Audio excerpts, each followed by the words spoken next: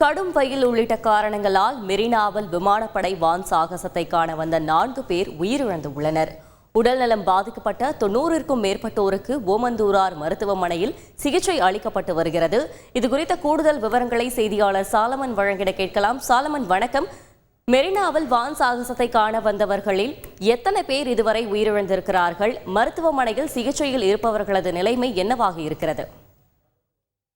வான் சாகச நிகழ்ச்சியை காண வந்தவர்கள்ல மொத்தம் 5 நபர்கள் இதுவரை உயிரிழந்திருப்பதாக காவல்துறை தரப்புல தெரிவிக்கப்பட்டுள்ளது. குறிப்பாக திருவொற்றியூர் மற்றும் கொருக்குப்பேட்டை, திருவல்லிக்கேணி உள்ளிட்ட 5 பேர் இதுல பலியாகி இருப்பதாக கூறப்படுகிறது.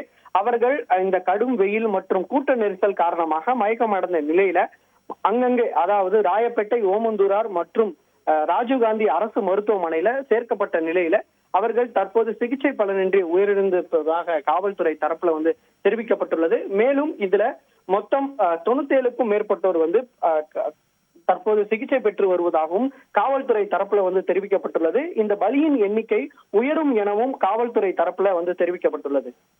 தகவல்களுக்கு நன்றி சாலமன். செய்திகளை உடனுக்குடன் தெரிந்து கொள்ள உடனே சப்ஸ்கிரைப் பண்ணுங்க.